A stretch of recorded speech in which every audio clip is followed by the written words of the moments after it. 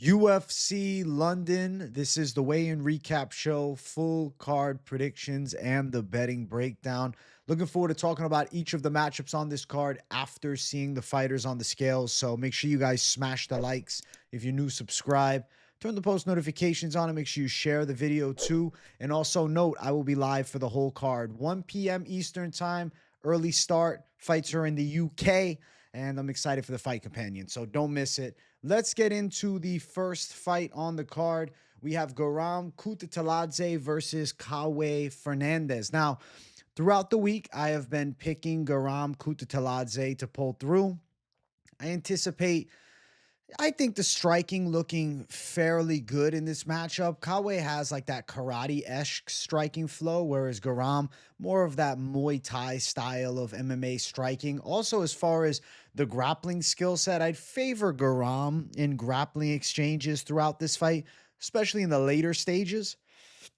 I think Garam has shown potential, but he's kind of under delivered on a consistent basis, which is why a lot of people are like apprehensive to feel confident in him, especially at minus 450. I get it, right? He's a really fat favorite. And if you're on the betting side, you're like, I don't want to throw it all down on Garam here. But I do think he should be better than Kauê Fernandes. 4 fights in the UFC. There's been moments where he looked good, like the Demir Ismagulov fight. Unfortunate loss to Elves Brenner, and the fight after that, he did get dropped early by Jordan Vucenic, but he still finished that fight very strong. He seems in amazing physical condition.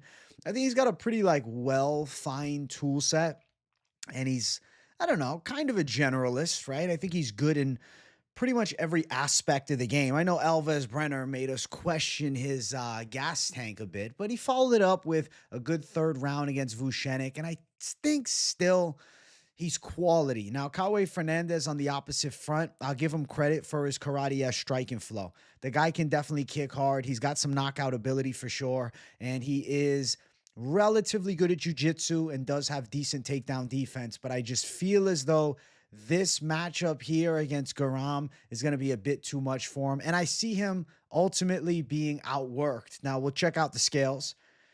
We'll see how the Savages look weighing in. We got Kauê Fernandes, who actually looks in quite good shape. Give credit where it's due.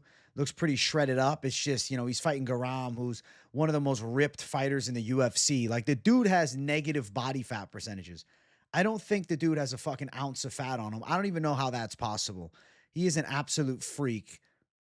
He's a freak. He's a freak. Best way to put it. He's an absolute freak. I'll bring up the face-off as well, and we can see side by side. You got Garam, the Scarecrow, Kutateladze. Do you see the fucking shreds? It's disgusting, bro. He's like too shredded, bro. I don't even understand. Freak genetics, bro. Georgian fighters are just freaks. Kauê's in good shape, but I'm not picking him to take out a Georgian veteran who, has been a bit underwhelming in his UFC run so far. 4 fights across 4 years. This is going to be his 5th, so fighting like once a year on average. When he came into the UFC, he had a ton of hype. Hasn't lived up to it, that's for sure, but I still think he can handle the test like a Kauê Fernandes. I don't think the karate-esque striking is enough so for Kauê to knock Garam out. And then if I envision a hard 3-round fight, I see Garam outworking him. I'll say Garam takes home a W. Now, as far as the odds, like I had mentioned, minus 450 for Garam is a really wide tag, but it is what it is. He's still the pick. Plus 350 for Kauê Fernandes on the opposite front. And then looking towards like over 2.5, I'd say it's relatively live. Garam hasn't really shown, the finishing ability inside of the UFC. I feel like decision for Garam makes a lot of sense here. Minus 115 for decision. I'll say he outworks Kauê Fernandes, but Kauê's tough. Does Kauê have a chance to win a round on all 3 judges' scorecards? I don't know. Oh, I don't even see the spread available here. Wow. Normally they have it on fight odds. But ultimately, I think that 30-27 would not be a surprise. I think Garam Kutateladze should win. He's going to have he's going to have Ilia Topuria and Alexandre Topuria, both Georgian savages, in the corner. And I think he's going to come in pretty fucking fit, man. I say Garam handles business on his way to a unanimous decision, and I feel pretty confident in the victory. But yeah, the odds reflect that same level of confidence, but Garam should win. And we'll do a little post-weigh-in parlay at the end. I think I'm going to put Garam in it. Next up, Colin Loughran versus Nathan Fletcher. Throughout the week, I have been picking Nathan Fletcher to get the win, and I feel pretty good about him getting it done. Like I've mentioned, he beat Colin Loughran as an amateur, which I think is a factor, to say the least here. And then looking towards like the skill set of Fletcher, tricky grappling, I think better grappling than Loughran. I think he's got better wrestling than Loughran as well. And I would say that coming down from featherweight to 135 is an advantage here. Loughran was not impressive in his last fight. He got dominated by a short notice Jake Hadley, picked apart. He's got okay striking, decent punch combinations in close range, but I don't know, man. Doesn't really have good distance striking. Scrappy on the inside with flurries, but not like a boxing strategist. Doesn't really have great combinations. Doesn't really make me say wow with any of his striking. Kind of reminds me of the Artem Lobov T-Rex style, but not as much thud on his shots and not as accurate. And he also does have that very upright posture, which I think could leave him vulnerable to counters. Also, the fact is, though, Fletcher, more grappling-based guy. I think he gets this fight to the ground.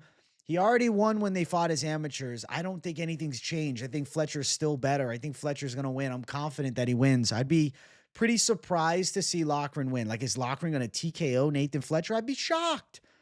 Going to outwork him on a decision? I think Fletcher's just better than him. I'm going Nathan Fletcher for the W. I like his skill set. I like the grappling threat. I like the, featherweight experience even, the Ultimate Fighter that he went through. Colin Loughran looks like a little freak, though. I used to call him Dwarf Brock Lesnar, but he looks straight out of fucking Harry Potter with this new haircut. He did need the box to weigh in, so a bit of a challenging cut. Well, I got to say, man, somehow in, the UK region, Ireland, the haircuts that they're fucking rocking with, I thought this shit went out of style in 1970.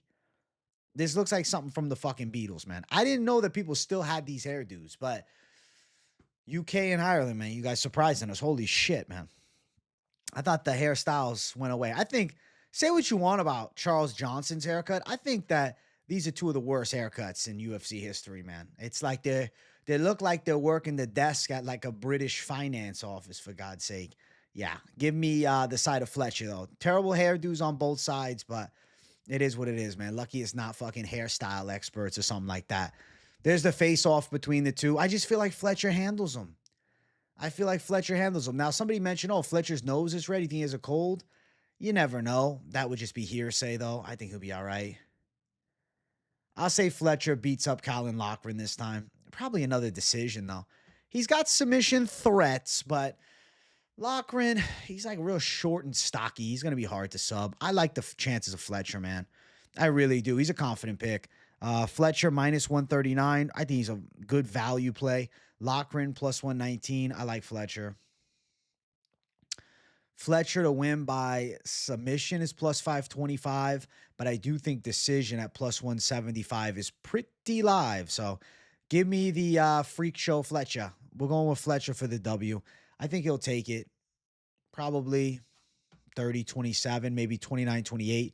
Wins majority of the grappling exchanges. Maybe Loughran could hit him with a reversal, but then Fletcher ends up on top in a more dominant position. I'll say he outworks Loughran over the 3 rounds. But a D-Gen sub-prop idea is not crazy. Money line, obviously, your best bet if you're looking to throw down with the highest probability of success. But I do think Fletcher for the W is quite live. So we're going with Fletcher to win. Next fight on the card. We got Shauna Bannon versus Puja Tomar. Oh, my gosh. The highest level of women's MMA. It's not. Making myself laugh. I'm about to start doing Sloppy Joe impressions over here. I'm going to go with Shauna Bannon. I think she wins the decision. I think she's a little faster than Puja Tomar. That 6-inch reach advantage. I think that'll help with like her darting style of striking, like darting in and out of range with straights. I've been picking Shauna Bannon throughout the week. I think she lands more significant shots. I don't think Tomar is able to grapple her up. If anybody's taking fights to the ground, I think it's Shauna Bannon getting Puja Tomar to the ground. I think Bannon is going to be a bit better, a bit faster, a bit cleaner. Tomar's got a little bit of a decent hook on her. She can rip some wide shots. She's okay. She really is the sole representation of Indian MMA. But I can't pick her. I'm going to say Shauna Bannon on a unanimous decision. Not a fight that gets me all that hype, but I don't know. I guess I'm curious to see it. When the cage door closes, I'll try my best to sit down and enjoy the hell out of it. Puja Tomar on the scale. Looks a little chubby, actually, at 115. Somehow at 115, she still looks like she got some fat on her. Shauna Bannon looks pretty cut up. Looks in good shape. And let's look at the face-off between the two. Let's look at the face-off between the ladies. Actually, you can't see shit because we got the flag covering Bannon and the sweatshirt for Puja Tomar. Guess she's chilly out there in the UK. Coming from India, it's probably hot as hell all year. Listen, Bannon's faster. Bannon closes the distance with decent straights. She's sometimes a little iffy to watch, to say the least, but I rate her blitzes highly. She's also got a decent little sidekick, and I don't think she's getting knocked out by Puja. Say she's faster. I'll say she's cleaner. I'll say Shauna Bannon probably picks Puja Tomar apart. She probably doesn't knock her out. And sure, there'll be moments for Tomar, but Bannon should definitely win this fight. I'm going Shauna Bannon, and I'm going unanimous decision. Minus 170 for Shauna Bannon. Plus 145 for Puja Tomar. Let's see here. Shauna Bannon, decision. Do you want the bigger plus money? No, it's minus 125. I do think she takes the decision. I don't know. Anything else over here? Okay. Tomar, minus 240 for the spread. If she wins a round on all three judges' cards, she might get 30-27. I'll say Bannon by unanimous decision. Should be faster. I know people are like, Bannon shit, and I've not been super high on Bannon, but I can't be high on Tomar. I mean, bro, she won a controversial-ish split decision against Rayani Amanda, who, is okay. Is not good, but is okay at best. Then fuck, I guess Elise Ardalian split decision don't look too good either. Bannon's, at least she's not going to have much of a takedown threat on the opposite side here with Tomar. Ardalian was trying to wrestle her up. Give me Mama B. Give me Mama B for the victory. We're going with Shauna Bannon to win. She finds a way. You understand me? She finds a way to win. Let's keep running up. Next fight, we got Andrey Pulyaev versus Christian Leroy Duncan. I've been picking Christian Leroy Duncan throughout the week, man. I think he handles business here. I rate Pulaev's distance striking as okay. Pulyaev has some hand speed on him. He's got some decent power with his straights. I think that some folks are riding high. I've seen it in the chat throughout the week. Yo, the arm bars of Pulyaev. Dog, he submitted a fucking 2-1 guy in the third round. When I get it. Oh, man. The jiu-jitsu. I'm not sold. Leroy Duncan's got 5 UFC fights. 5 UFC fights versus 0 in a matchup like this, where both are prospects, not one aging and, on the way out, both in their 20s as well. I got to go with the UFC experience. Leroy Duncan came into the UFC undefeated, came in as a prospect to keep an eye on. And I think that Christian Leroy Duncan probably gets a nice W. If he can back Pulyaev up, if he can consistently land shots on the feet and the guard of Pulyaev is tested, then Leroy Duncan knocks him out. It's not an impossibility for Leroy Duncan to get a KO because historically he's gotten nice KOs. I mean, you look, finishing methods, 8 wins by knockout with just 1 decision and 1 submission too. Leroy Duncan is a finisher. Specifically, he's a knockout artist. Andrey Pulyaev, he looked uncomfortable against that Dagestani kickboxer a few fights back. I guess I should bring up his name to give him his proper praise here. And Verberek. The guy was supposed to fight on Contender Series. He got backed up. He got beat up. Seems uncomfortable going backwards. And now, he's coming off a decision win against Liam Anderson, but during that fight, he was still on his back a bit. And I could see Christian Leroy Duncan using his athleticism and trip game to take Pulyaev to the ground. It wouldn't shock me if Christian Leroy Duncan has success in grappling a Pulyaev. Now, when I think about the striking, yes, Pulyaev decent from distance, but I think Leroy Duncan is more explosive. I think Leroy Duncan, more fine-tuned. Pulyaev looks nice with his slick straights, but he's fucking up guys that are atrocious strikers. Now he's taking on a skillful guy in Christian Leroy Duncan, who's a legit prospect. And I'm saying Christian Leroy Duncan to win, and there is a possibility of this knockout here. Could be a decision because I do rate Pulaev's striking as decent. Like I said, though, if he's getting bullied, backed up, and there's accuracy by Leroy, he's in trouble. Let's look at the scales. Let's look at the scales. Andrey Pulyaev. He looks like a fucking beast, actually. I fuck with the beard, man. Kind of looking similar to my own. W to the beard. Leroy Duncan. You know what? This angle doesn't show how much his cheeks were sucked in. He looked like that. He looked like that. He had a hard weight cut. They brought the box in for him. But Leroy Duncan tends to have hard weight cuts. This is what we're kind of used to. His face wears the weight cut heavy. Not every fighter's face wear it like him, you know? His face wears it heavy. Let me bring up the face off between the two so we can get, you know, an essence and aura scan, right? A little energy scan. So let's look at a side-by-side comparison. Look at the muscularity, right? Leroy Duncan, bigger arms, bigger shoulders, thicker back. Pulyaev has quite skinny arms. Actually, a strange build on him, right? It's kind of a freakish build, man.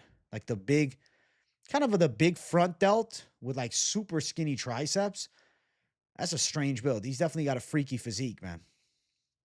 I feel as though in grappling exchanges, the physicality edge would have to be for Christian Leroy Duncan. I think he would body Pulyaev in grappling positions. Now, when I think about the striking, like I said, if Pulyaev on his back foot, he's in trouble. I'm telling you, he's not comfortable going backwards. Leroy Duncan could knock his ass out. And I'm picking Christian Leroy Duncan to win the fight. Now, unfortunately, on the gambling side of things, you know, if you're chasing a money line, this isn't the money line for you. It just isn't. It's minus 520. You have to parlay it with something, and even then, it's not going to be the greatest value ever, but it is a confident pick nonetheless. Minus 520 for Christian Leroy Duncan, Andrey Pulyaev at plus 395.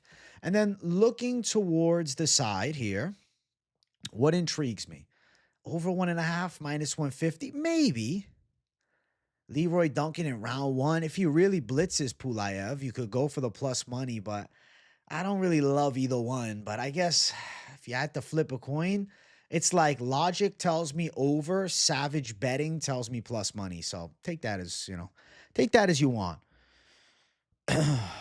Duncan by KO, minus 160. Shit. That's shit. Duncan by decision, plus 275. Wow. That is shit. I don't think I even registered that the KO was minus 160. I was thinking it was plus. Wow, that's really bad. That sucks ass, dude. Oh my God. What's distance, no action here? Let me see. Minus 600. What the fuck? What the fuck, man?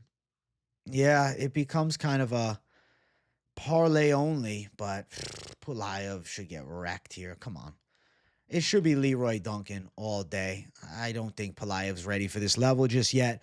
Leroy Duncan's got a, you know, good amount of UFC experience now. And there's something to be said about that in a matchup like this. So I'm going to go Christian Leroy Duncan as the more experienced prospect. And I think he'll show improvements from like the loss to RoboCop and stuff. And I think he beats Pulyaev. So Leroy Duncan, pretty confident call. Next fight on the card, the heavyweights going after it. Marcin Tybura versus Mick Parkin. I've been picking Mick Parkin throughout the week. I was excited for the scales, though. I was curious like what Tybura would look like and what Parkin would look like. Now, Parkin came in at 260. It's a big dude at 6'4". Both guys are pretty large. Actually, I got to take a sip of water real quick, guys. I got to take a sip skis, you know? Now, picking Parkin because of technical striking game, picks his shots pretty nicely. Good movement. Doesn't need a knockout to win. He's a proven decision winner. Could potentially get a knockout, though. Tybura thrives against guys that blitz him early and gas. I don't think Parkin will blitz and gas like that. Tybura does have a legit jiu-jitsu black belt, and he is a strong grappler.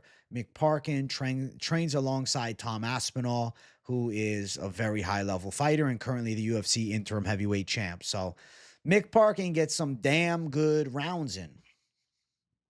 Let's check out the scales. You know, from Mick Parkin, though, he's still carrying a lot of body fat. He looks like relatively lean here.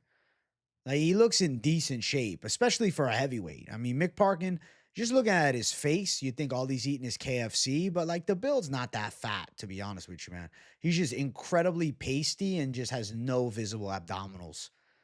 And then we got Marcin Tybura. He looks like a fucking melted Marcin Tybura. Has he gotten fatter or is it my imagination? It's like he's lost muscle and gained fat.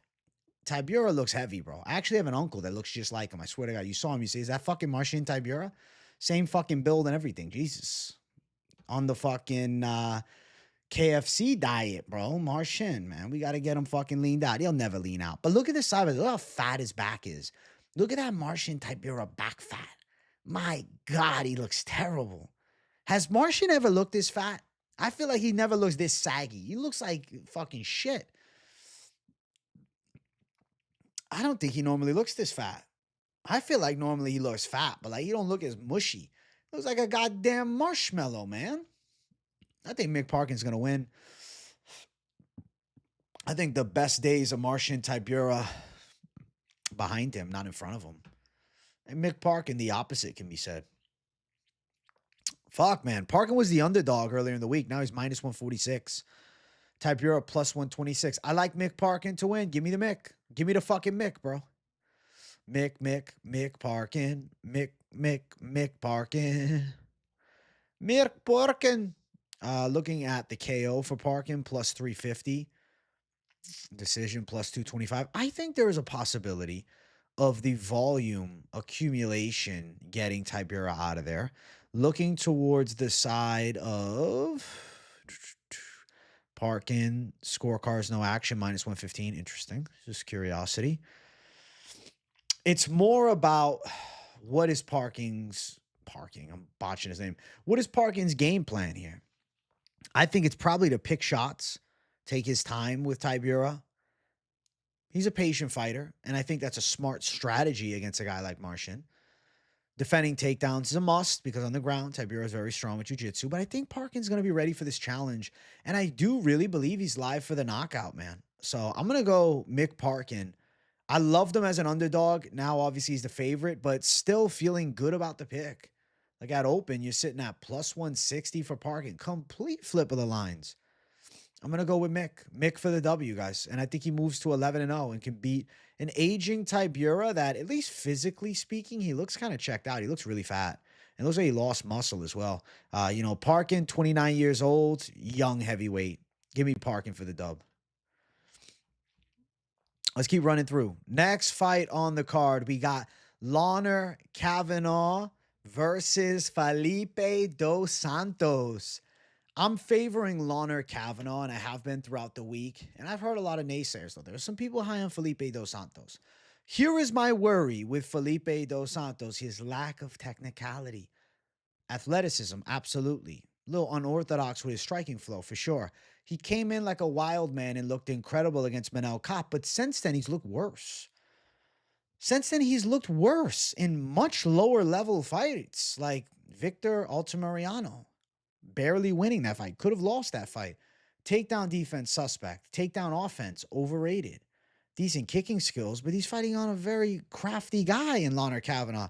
Kavanagh's striking skills are clean. I feel like his Muay Thai is pretty nice. I would say power is a legit threat. Definitely has legit knockout ability.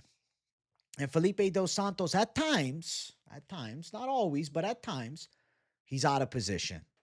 At times, he leaves opportunities, right, for the opponent to catch him in a vulnerable state. Could see Kavanagh catching him. I feel more so that Kavanagh is likely to pick him apart to a decision, fend off some grappling attacks. Expect dos Santos to attempt to use the size and grapple with Kavanagh, but I think he'll be met with good resistance. Kavanagh's most recent fight was against Jose Ochea, who trains with Felipe dos Santos, and he's a good talent as well. And I think he might be more technical than Felipe dos Santos, to be real with you. Kavanagh's skillful, man. Kavanagh, I'm telling you, I think this kid is good. And I'm going to say Loughran Kavanagh wins against Felipe dos Santos. I know a lot of people high on him as a dog. at plus 235. I get it. The line could have been closer, but at the end of the day, I think Kavanagh's skills will be the ultimate difference maker. And I think he wins against the tough Brazilian. There's Felipe Dos Santos. He looks in pretty decent shape, but he don't look like he's going to win. You don't look like he's going to win. Loughran Kavanagh on the opposite side. Let's look at the face-off between the two. Kavanagh giving up a little bit of height for sure, a little bit of reach for sure, but he's technically superior to Felipe Dos Santos. And I think Felipe gets a little reckless and wild and he gets caught. I feel good about Kavanagh winning. I'm assuming that Kavanagh is even better than last time, bro. This kid's ever improving. Now, not that Felipe isn't getting better, but I don't think he's got the talent, man. Felipe had a great debut, but, like, I'm not trying to compare him to Daniel Lacerda da Silva, but, like, is seeming to be cut from that cloth. Another, guy from Shoot the Box that doesn't really got the goods. Tad bit overstated and overrated, man. I think that Loughran Kavanagh should handle business here, and I think he takes home a clean win. He's a big favorite, of course. Minus 275 for Kavanagh. Felipe plus 235. I think Kavanagh wins here, man. As far as props or anything like that, I mean, if you think Kavanagh could KO him, it's big money, plus 350, but I think decision is much more probable. That sits at minus 120. If you think this fight is going to be competitive, maybe you're going for the spread on Dos Santos, minus 110, so essentially even money down the center on that. If you think he gets around, maybe something to consider. Definitely a possibility that he gets around. But I'm going to say that Loughran Kavanagh takes home a unanimous decision win, lands some big shots on the feet, stops grappling attacks by Felipe, maybe even takes him down. We saw Andrey Lima, who was really more so in the early portion of, like, his UFC/Contender Series run, known for his Muay Thai. He showed grappling against Felipe, and I don't think Kavanagh is getting out-wrestled here. So give me Loughran Kavanagh for a W against Felipe Dos Santos. Let's keep running. Next fight on the card, we have the featured prelim of the night. We got Jai Herbert versus Chris Padilla.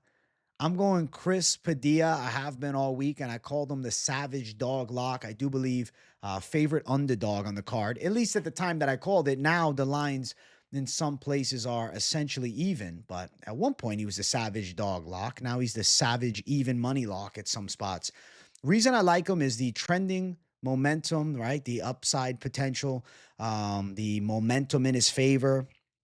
29 years old, dangerous on the inside, good grappling game as well. He's the better grappler than Jai Herbert. Even though Jai has had some decent performances, even in loss as of recent, you have to look at opposition. Last time against Bedoya, he was able to pick him apart. Bedoya is a lacking technique type of brawler that was fighting at 170, down at 55, and he gets picked apart by Jai. Good for Jai, but completely different matchup from Padilla. Fight before that, he lost to Fares Ziam, who's essentially like his slightly better cousin, similar builds and all. Fight before that, draw against Ludwig Klein that could have, went his way, albeit, the point deduction. So when it was a draw there, at the end of the day, as much as Ludwig Klein showed grappling in a couple of fights, Ludwig is a striker. Ludwig's a striker. And then you think about Chris Padilla. Dangerous striking, but I think he wants this fight in the ground. I think Padilla's grappling skills are substantially better than Jai Herbert and clearly better than all of Jai Herbert's most recent foes. I think that Taco Padilla can close distance against Jai, and when he gets into that red zone, he is going to be very dangerous with his dirty boxing and with his elbows. He showed that against Rongju. And then with the threat of takedowns. If Padilla gets this fight to the ground, specifically if he gets the back of Jai Herbert, I think his fight is wraps. I do not think that Herbert survives on the mat with Padilla. But to be fair, it's not like Padilla couldn't hurt him with a big punch in close range on the feet as well. We've seen Jai Herbert knocked out in the past. But I do question Jai Herbert's grappling skills. And a guy like Taco Padilla, who's going to put that nose down pressure, right? Put the pedal to the fucking metal, look to close distance when the time is right. But he doesn't force it. That's what I like too about him. He's not just kind of a certain guys are like blind pressure fighters, right? They just attack, attack, attack. And at times, those guys don't reach that same level. But Padilla, I mean, he can be technically sound in, his defensive capabilities and then wait for the opportunity to strike. And I really do believe that's where he'll capitalize, potentially off like a counter of an offensive attack from Jai. I think Padilla does get this fight to the ground at some point. I think Padilla definitely wins this fight when it hits the ground. Is a level above in the ground skills for Padilla. As far as the striking flow, yes, from long range, Jai Herbert is technically superior. But it's not just about the long range. We got 15 minutes in the cage, and I think Padilla is going to be able to get on the inside and potentially gets on top, parks the car, and I do think smothers Jai, works towards a more dominant position, takes his back, strangles him. I'm going Taco Padilla. He's on a win streak. He's on a finish streak. And he is a talented up-and-comer at 29, whereas I feel as though I've seen the best of Jai. He's 36. He's decent. Jai's all right. But Taco Padilla is ready for the spot. And I think he's going to end up pulling through and continuing to build his height, man. I'm going with Taco Padilla for the win. And I do think the submission. I do think the finish is quite live. There's Taco Padilla. He loves the elbows. He's grabbing it at the fucking weigh-ins. There's Jai Herbert flexing. Jai Herbert, he kind of looks like a less evolved version of Leon Edwards to me. I don't know. Maybe with a little mix or something else in there. But I don't get the hype on Jai right now. I know some people are feeling like that kickboxing from long range is a fact. I just don't think Jai's ever been that good. I think he's been a journeyman forever. I remember when Trinaldo flatlined him. I've never been sold on Jai Herbert, man. And I think that Taco Padilla is a bit of a wild man, and he's definitely going to be able to outmuscle him. I don't know. I just feel the aura of Taco Padilla is too much. I feel like Jai Herbert takes a fat L at home here. That's the vibe that I'm getting. He succumbs to the pressure of fighting at home, and the American pulls through. Savage mode USA in this. So give me Taco Padilla to get it done. As far as the odds, yeah, it's like even money, minus 110. So Padilla, even money at this point, but you can still find them at slight dog odds depending where you go. The fight to be a submission for Padilla, plus 525. That's kind of crazy to see plus 525. I mean, the dude's got 5 wins by sub. And I mean, you look, rear naked choke in this fight, rear naked choke in this fight. He's won with a handful of subs. I know he's taking some losses on the regional scene, but he seems to be in a flow state now and has shown improvements. If you just like inside distance in general, plus 205. Is it impossible that he wins a decision? Absolutely not. But I think Padilla gets this fight to the ground, can win. Maybe he lands a big shot on the feet, though. It makes people really respect his striking. The money line's the best side. You don't need to go chasing props unless you want the D-Gen value. Give me Chris Taco Padilla to beat up Jai Herbert, and I can't fucking wait for it. Next fight on the card, it brings us to our main card opener. If you guys haven't yet, make sure you hit the like. If you're new to the channel, hit subscribe. We got Nathaniel Wood versus Morgan Charrière. I've been picking Morgan Charrière to outwork Nathaniel Wood. Yeah, I like Nathaniel Wood's technicality, but I just think Charrière's more of a physical presence. He's got good explosiveness. He's got good pressure. He's very physically strong. Athletic too. I just feel like he can get through the Nathaniel Wood test. Wood's got a lot of wins as of recent, but look closely at the wins. A washed Daniel Pineda, Andrey Philly, who's coming off the loss to Costa easily. Charles Jourdain, who moved down to bantamweight. Charles Rosa, who's no longer in the UFC. Morgan Charrière, like, you can shit on his wins too. You can say, oh, well, it's Gabriel Miranda and it's Menzolo Giacchini, whatever the fuck. Mr. fucking Zedicini. Zucchini, I want to call him, bro. Zeppeli. Manolo Zeppeli. He's filled with fucking sugar, the guy. But at the end of the day, I think Morgan Charrière's loss to Chepe, even though it was a loss, impressive. He was in a dogfight with Chepe. He was on fire in the UFC and undefeated in the UFC right now. I think Morgan Charrière can pass the Nathaniel Wood test, man. I feel like he could outwork him over 3 hard rounds. I like Nathaniel Wood's technicality, but I see him losing the positional battle. I think bigger shots by Charrière. There's the flex, bro. Charrière got 2 different biceps. You seen that shit?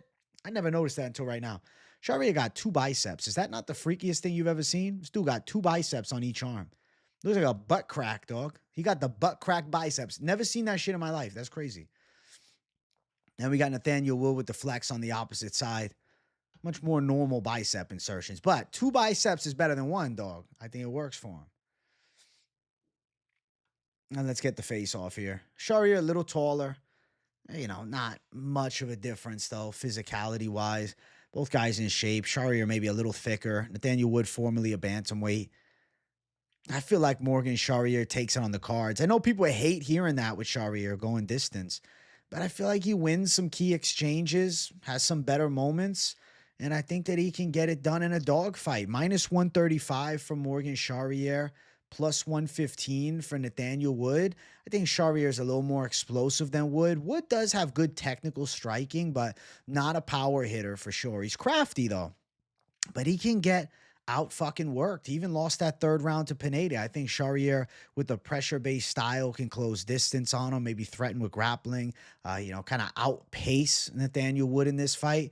And that's why I'm feeling like Charrière on the cards would not be a big surprise. Now, minus 135, Charrière is a close money favorite. It was wider earlier in the week, but he opened up as a plus 205 dog.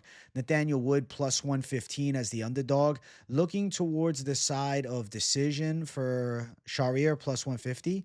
But you know what feels right? Minus 260 over 2.5. I think these guys are going over 2.5. Minus 260 is a sucky number, but it's a likely outcome. So over 2.5 rounds, I think hits. I like that more than anything, betting-wise here, actually. Because Nathaniel Wood's talented. I've picked Nathaniel Wood a lot in the past. It's just I think Charrière ekes it out against him. Actually, I should probably check. What's this spread looking like? Let's see. Let's find the spread here. What's the spread? Let's scroll down. All the way down at the bottom. The spread. Damn, minus 170 on Wood. They got you good. He's expected to probably win a round. Then he gets 30-27, and you're smacking yourself in the face. Give me Morgan Charrière for the win. Unanimous decision. Next fight on the card. We got Jordan Vucenic versus Chris Duncan. I love this matchup. I am picking Jordan Vucenic. I think he handles the Chris Duncan brawler puzzle, because that's what Chris Duncan is. He is a brawler. Tricky at times on the feet offensively, but defensively, man, he leaves things to be desired. We've seen him touched up with big shots. We've seen him knocked down. We've seen him hurt. We've seen him seemingly out of fights, right? We've seen him lose before. Manuel Torres fucking strangled him quick. He did land a nice punch early. Błachowicz caught him, and then he strangled Błachowicz. Chris Duncan's kind of in some wild back-to-back fights, man. Weird outcomes in those two. His hands are pretty good, but I think Vucenic is faster and more athletic. I will also favor Vucenic on the ground in this spot. I'd say he's definitely better at grappling. Debut for Vucenic could not have gone better. I mean, short notice fight against Garam Kutateladze, and to go out there and have a performance like he did, nearly finishing Garam in the first round, deserves high praise. That was just on days notice. So now I'm like, I got this kid full camp coming in, and I'm supposed to pick Chris Duncan over him. I just can't. I think Vucenic's a good athlete. I think he's got pretty good striking. I would say that it's athletic striking. Definitely has some speed to him. Slick submission skills. I mean, you look, got a lot of versatile grappling attacks, and I do think his jiu-jitsu is good, especially when he has the gas, right? He was losing the grappling positions late against Garam. I will favor the jiu-jitsu of Vucenic and the strike speed towards Vucenic. I will rate Duncan maybe as the more powerful puncher, but I might be overrating him. More of a willingness to throw bombs and sit in the pocket and then be counter-shotted as well. I think that Vucenic can win this fight by finish. I think he can lock up a submission too against Chris. I feel like potential for, inside distance submission call. We'll look at the odds in a moment, but I think Vucenic finds a way. Duncan looks in pretty good shape, though, to be fair. Heavy-handed guy. Definitely a good scrapper. A well-versed game. He's not bad on the ground either. He beat, Ash moves by a unanimous decision. Picks his shots pretty nicely. This fucking slick blackout tattoo. That looks absolutely insane. Holy shit, dude. Like, that's next level, man. The amount of ink that Vucenic has makes him look, not even human, bro. The guy just looks like a different animal. Holy shit. Let's look at the face-off between the two, all right? All right. Bam. There's the face-off. Look at it. Look at it closely. Let's feel the energy of the face-off. I mean, Duncan's definitely there to win. You can feel it in the aura, Vucenic looks confident, though, at the face-off. Both guys inked to the fucking gills, but Vucenic takes it to another level. Got a fucking full face on his right arm. I feel like Vucenic can find a way. Duncan looking to, defend his spot in the UFC, right? This is the gatekeeper test. Can Duncan stop the Vucenic rise? He's a huge underdog, which I don't really agree with the odds being this wide. Minus 420 for Vucenic to plus 320 for Duncan. I get it that, Vucenic's debut was real nice versus Guram, but plus 320 for Duncan. That's kind of crazy. What did it open up at here? All right. It opened up minus 160, but everybody threw down on Vucenic, so it got wider. And I get it, right? Vucenic seems to be pretty crafty, and the potential is real with him. Vucenic by sub plus 200. He's probably locking up a sub. I question the grappling defense of Duncan in certain aspects. I question his defense, period, man. Bit of a reckless fighter, bit of a brawler. He's gotten better, I'd say, on paper at least. I don't know. Like 5 months ago, he's choked out Błachowicz. That was a weird takedown attempt to just like Błachowicz leaving his neck out. Vucenic ain't making those mistakes, man. I'd say Jordan Vucenic beats Chris Duncan here in a pretty good fight on the main card. I'm looking forward to this matchup because I really want to see if Duncan does get like truly fraud checked. Or excuse me, if Duncan fraud checks Vucenic. I don't know. I just think Vucenic's actually good, man. We'll see. Next fight. Molly McCann versus Alexia Thainara. I've been picking Alexia Thainara, but I don't really like it. I don't like it. I think she could win. She's a good athlete. Good Brazilian kickboxing style. Seems to have strong submissions.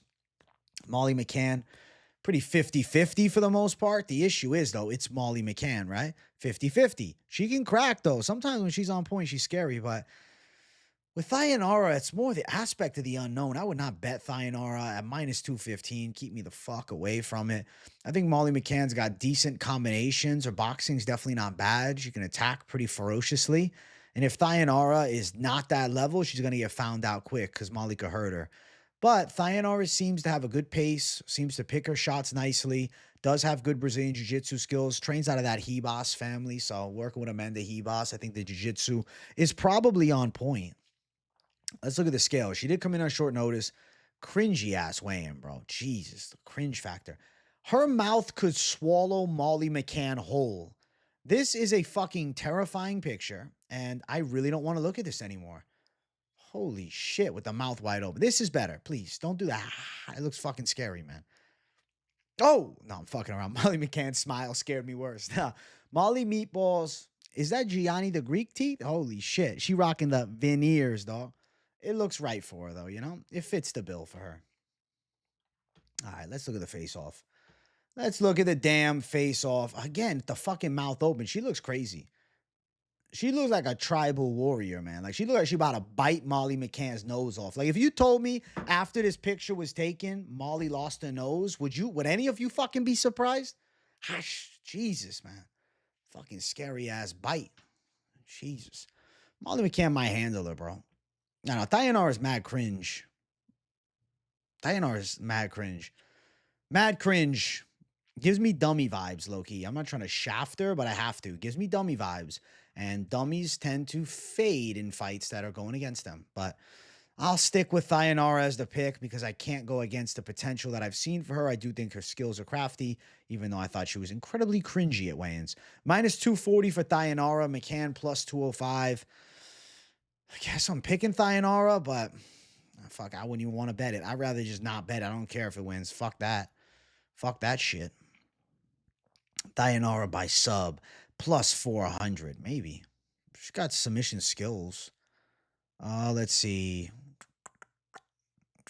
Nothing's on the spread even worth our time. Yeah.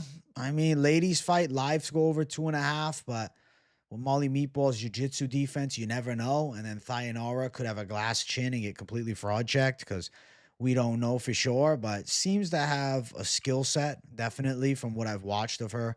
The dominant win on Contender Series 2, she looked pretty good. And that girl was, I believe, the LFA champ. So I'm going to say Alexia Thainara wins, but has to deal with some adversity and maybe gets it in a more closely contested battle. But we are at home for fucking Molly in the UK, so maybe she, turns up heavy, but I don't know.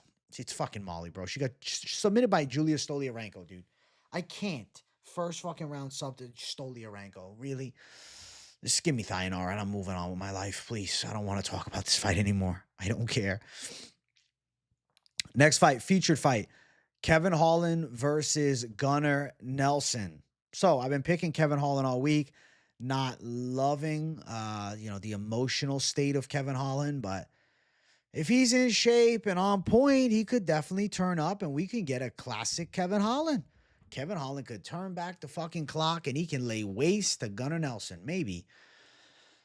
The reason I'm picking Kevin Holland is because what once was. I mean, that's the most real way to put it. When he's on point, his hands are dangerous.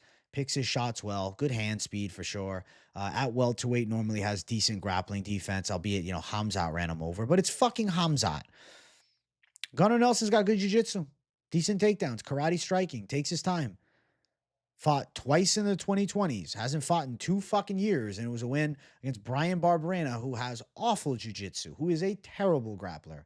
And then fight before that, 3 years ago, Takashi Sato, who was a UFC washout and a completely overrated judoka.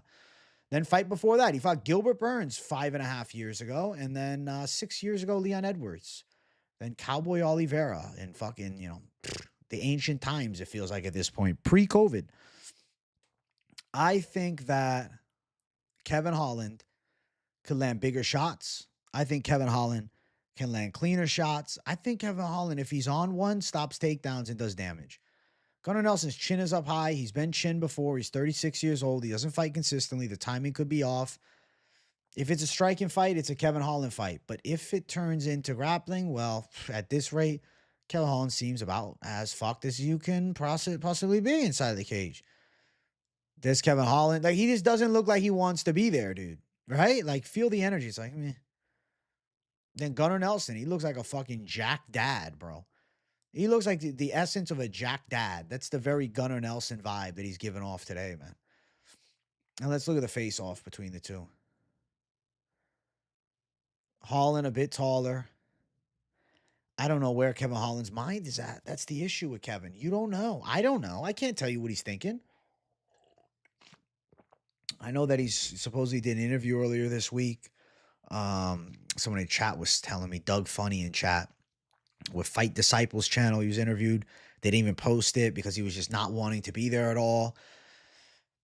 You're talking about he hates being in Europe. He just wants to go back to Texas. He definitely looks in a bad mood for sure, but he's also cutting weight to 170, which, definitely is harder than making 185.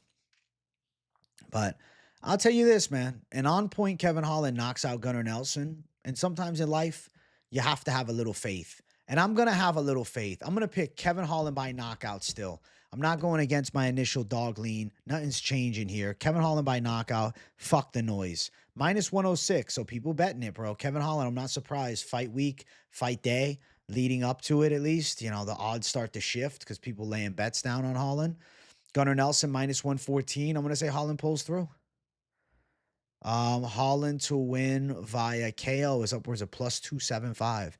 I do think Holland could chin Gunnar Nelson. Nelson's chin is straight up in the air, man. And he's been KO'd before. It's not like Nelson's never taken a fucking L. I remember the old days when Nelson had mad height, bro. When he lost to Rick the Horror Story. That's a fucking throwback, huh? He was supposed to win that fight for sure. I mean, legit jiu-jitsu in 2011. Yeah, gets into the UFC. He was a guy with hype. I mean, Damian Maia lost, which is honestly not that bad. Ponzinibbio dusted him, though. Bad. So he has been shut out, bro. I graduated high school a couple months before that fight. Isn't that crazy? That's not that long ago in the career of fucking Gunnar Nelson. Was it 1, 2, 3, 4, 5, 6? 6 fights ago for Gunnar Nelson. Your boy just got out of fucking high school. That's crazy to me. I think that Kevin Holland, Mr. Activity, fighting a shitload more, can find it within himself to KO a very inactive guy like Gunnar Nelson, who, is essentially more of a part-time fighter. I know he's running his gym and whatnot, but there's a difference between running a gym and fighting full-time. And I'll say Kevin Holland finds his accuracy, finds his range, and finds his flow again. He's going to get his mojo back, guys. He lost his mojo, and that's why he's going to the UK. You never seen Austin Powers? Come on, bro. What do you think? Do you think this isn't for a reason, bro? He's going to the UK to get his mojo back, and he's going to. And Kevin Holland, he's going to have it once again. So, shout out Kevin Holland, dog. Next fight, co-main event of the evening. We got Jan Błachowicz versus Carlos Ulberg, the Black Jag. The Black Jag is here to get the bag. I'm not trying to make no shiesty rhymes, but fuck it. I'm going with Carlos Ulberg to beat Jan Błachowicz. And I can see some of the comments. Bro, Jan, Polish power, Polish power.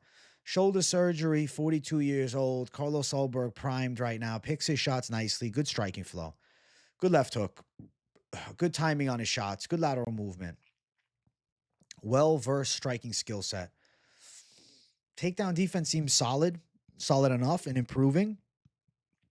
Jan Błachowicz, it's like newer fans think of him as a beastly grappler. I just don't forget about him barely beating a washed Charrière or him fucking, fighting against Glover and essentially getting his fucking ass handed to him. Glover beat the shit out of him. And he turned up afterwards and, you got to give respect where it's due. Actually, the Glover lost. And actually, if you look at the fights recently, if you really look in close context here at Jan Błachowicz and you really sit back for a second and you look at his last four, ass kicked by Glover, injury win over Rakic. He was taken down in this fight, but now Jan's such a good grappler by the fans, but Rakic was taking him down. Rakic tore up his knee. Drawed with Ankalaev, and he did get out grappled late in the fight, but the leg kicks look sensational. Respect to Jan where it's due. Was taking down Alex Pereira at the end of the day, 1 year and 7 months ago, Pereira.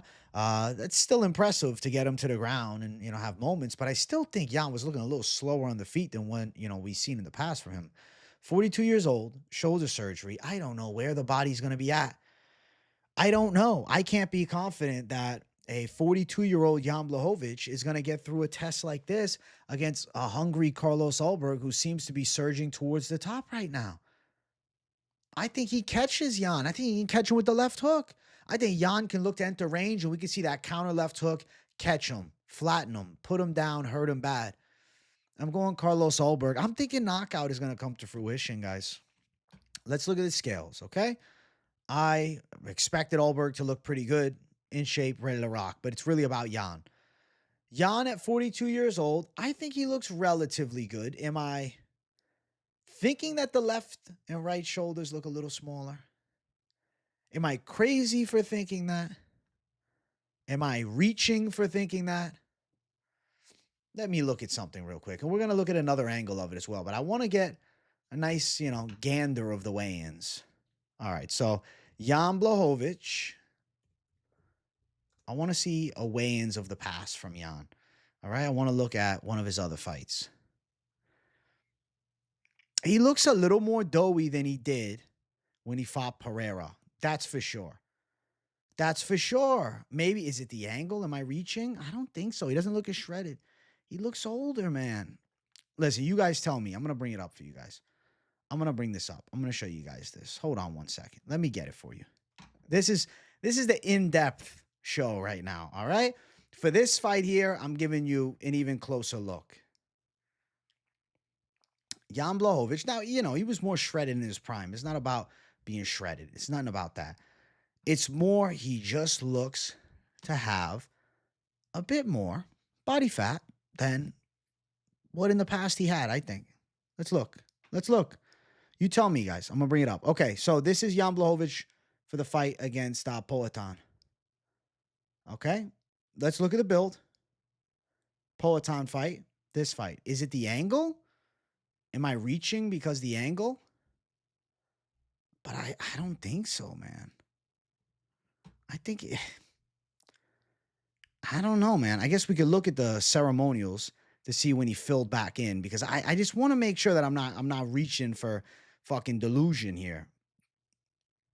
Like, there's Jan I don't know. The shoulders look smaller to me than here. And maybe I'm fucking crazy. I don't think I am. Something looks less fit about him. Even his face, the age, it seems to be wearing. Maybe I'm just a certified Jan doubter. Or maybe I'm seeing the truth. I believe I'm seeing the truth. I believe I'm seeing the reality. Let's look at the face-off. Let's look. Bang, bang, bang. Face-off between the two. Intense face-off. I feel as though the younger man should win. An aging Jan Błachowicz gets his lights shut off by the up-and-coming savage Carlos Ulberg. I'm saying knockout win. I'm saying it's violent. And I'm saying that Jan, at least to me, at least from the pictures I've seen, at least from the weigh-in I watched, doesn't look in as good physical condition as he did a couple years, or not even a couple years ago, a year and a half ago, which is not a surprise. I mean, how much of that time was he just resting and recovering when he tore the fuck out of his shoulder? Ulberg's a big favorite at minus 280, but the confidence is still rather high. Błachowicz plus 240 as a big underdog. I don't think he wins, though. I think Ulberg knocks him out, actually. Ulberg plus 180 for knockout, but he has shown patience, so a decision is not out of the realm of possibility at plus 155. But the smart money pick for me has to be Carlos Ulberg to pick his shots well and pick apart the aging Jan Błachowicz, and I think live to knock him out as well. Now, I guess I can look for a specific round prop. You know, I know somebody's going to ask, so let me see here. Let me see the magic I can cook for you. Second round knockout, Ulberg plus 600. I hate these round props. I hate the options here. It's like, oh, I want to go. Yeah, well, fuck winning round in 2. Fuck that. Fuck that. KO or decision, minus 260. That's shit. 3 or decision for Ulberg. Fuck that. Fuck all of it, bro. Either you're going money line, parlay piece, or you're going Ulberg prop, either KO or decision. I'd lean KO because of Jan's age, but also lean decision because of Ulberg's patience. It's a possibility of both methods, to keep it a buck with you, man. But Ulberg, nonetheless, is a very confident pick, and I think it's his time now. So, Polish power. Now it's the Polish plotter, unfortunately. Let's keep running. Main event. If you guys haven't, make sure you hit the like. If you're new to the channel, hit subscribe. We got Leon Rocky Edwards versus Sean Brady. So my pick throughout the week has been Sean Brady. And then Leon Edwards, it came out he had some staph infection. I still saw that shit on his arm today at the weigh-ins, but he said it was 6 weeks ago. Bullshit. I call bullshit. Just so you know, I call bullshit. I think he's just kind of using it as like, no, it's gone. It's gone. Don't worry. Trying not to show any vulnerability. Sean Brady has a very good grappling style. I'm picking Sean Brady's pressure. Distance, closing ability is going to be a key factor. Leon's got, that length advantage. Even though he doesn't have a crazy reach advantage, he's a good amount taller. He's got longer legs, and Leon can definitely throw some nice kicks. Leon picks his shots pretty well, and he does have smooth combinations, but I hate his willingness to give up space. I hate his lack of striking output. I hate those aspects of his game, and it makes me extremely reluctant to pick him against a guy who comes with nice pressure, has a legit grappling skill set, solid takedowns, and is in amazing condition normally. Taking the fight on a bit of short notice, I guess you can say, is a worry. The performance that Sean Brady put up against Gilbert Burns was impressive. The performance he put up against Kelvin Gastelum was ever impressive. Fight against Bilal, he looked like shit. He got fucked up. I just don't know with Leon, man. He wilts in fights. Like, he starts to break down and quit in fights. You can see it in his eyes. He just gives up a little bit. And then he turned the fucking, best kick over ever against Kamaru Usman in amazing fashion with the high kick. But, what are the odds he does that again? And if he wouldn't have landed that high kick, if it misses, Leon loses a unanimous decision, rather. We don't even have the Leon Edwards era. He didn't look impressive against Colby. He looked impressive at the end of the Bilal fight, ripping him with some elbows. He had moments. I feel like Sean Brady can win this decision. I'm not overconfident in the call enough so that I'm saying it's like a betting prediction, but I think Sean Brady can win key grappling exchanges between the two. And I do think in the boxing range, Brady should be okay because Leon doesn't have very heavy hands. He's really not a power hitter at all.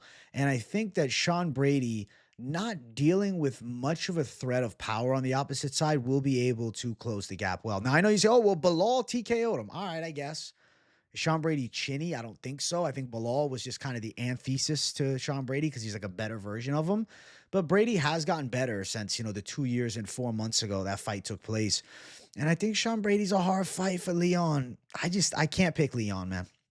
Too low volume, too willing to give up space. And I have to favor a guy who's going to bring pressure, who's absolutely in shape and strong and jacked and dreaming of becoming a fucking top level guy. I mean, the guy's got a picture of somebody choking out a fucking lion on his damn body. That's a crazy ass tattoo.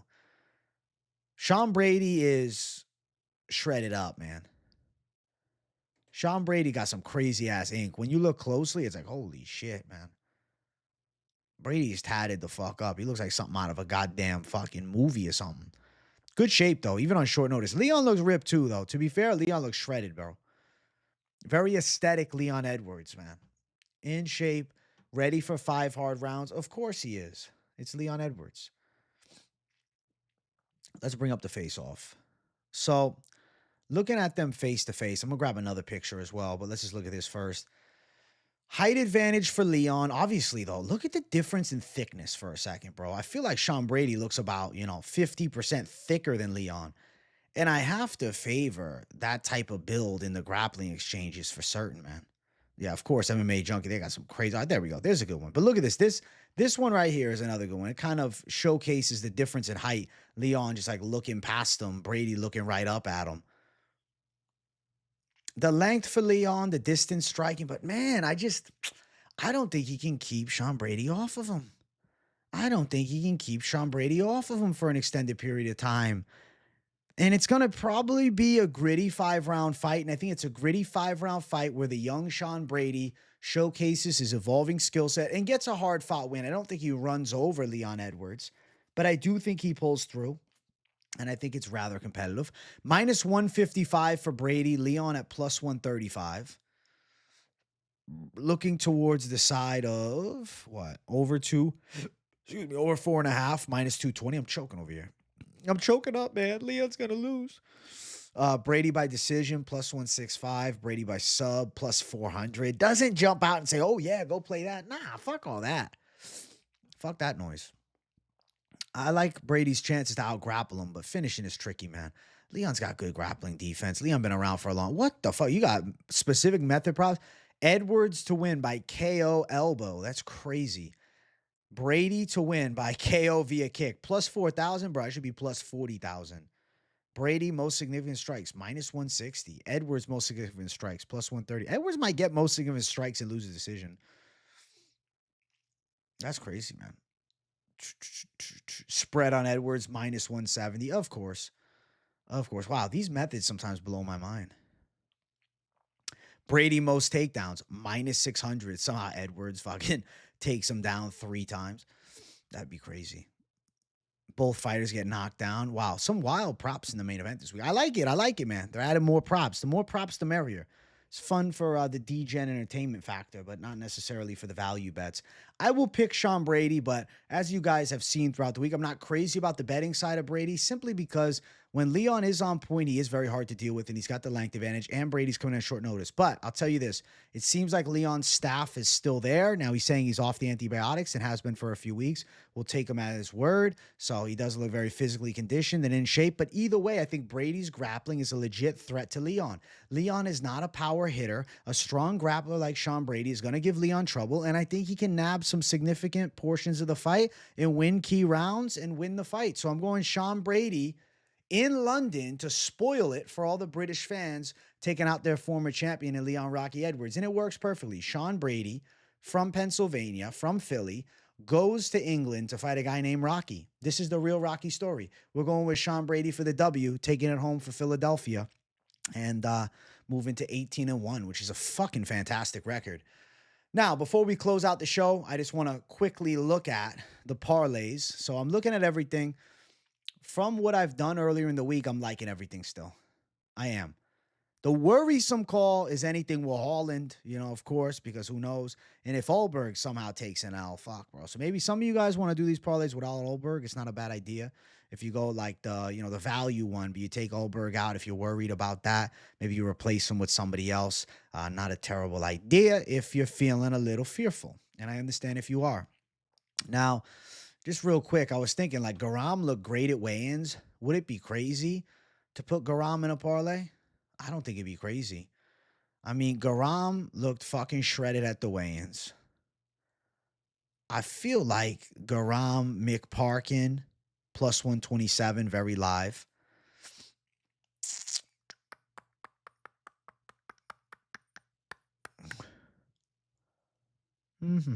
Fletcher, plus 309 if you added him in. Do we go Kavanagh, plus 456 with Taco like a freak? That's a freaky-ass play. That's a freaky-ass play. Plus 980 for this random-ass parlay. Kutateladze, Parkin, Fletcher, Kavanagh, Padilla, 5-leg degeneracy, right? 2 legs is how you be hitting, right? You could go with Ulberg and Gamrot and Guram if you wanted to. I don't think that's a horrible call if you don't like the CLD call, but I do think CLD probably wins, but could potentially replace him with a little alternate action. Or even like, Mick Parkin, I think got a good chance to win. You could match him up with one of your more high confident calls and bring you into the slight plus money territory. Like you go Mick Parkin with Leroy Duncan. I think they both could pull through. Nate Fletcher with Mick Parkin for a little value 2-piece. There's definitely some ways to play it. But, match your confidence levels with what you see. You don't have to blindly tailor this. I'm not telling you to. I'm giving you the base to build, right? So if you disagree maybe on one fight, but you like the other two, then we can sync up and you can make your magical parlays. So good luck to the Savages dropping parlays. I am pretty damn excited, man. I'm pretty damn excited for this week. I'm just happy to have fights every freaking Saturday, to be honest. I wish that, I don't know, some of the upcoming cards were more lit because now, like, it's towards the end of the UFC marathon. I start getting a little thirsty for the fucking high-level savagery. Like, 314 is going to be incredible. But, we got an okay Mexico City card. It's decent. It's decent. We got an okay Apex card. It's a good main event. But it is what it is. At least we got some fights tomorrow or maybe today, depending when you're watching. Hit the like button if you enjoyed. If you're new, welcome to the channel. What's up? Make sure you hit the subscribe button. I love each and every one of you. Thank you all for the support. Let me know what you thought of the picks in the comments down below. And if you got nothing to say, W in the chat in the comments to boost the algorithm for your boy. Do it. Do it. Do it. Turn on the post notifications too so you don't miss a video or live stream. I'll be live for the whole card. I'll see you guys for the fights. Love you all. Talk soon. Peace out.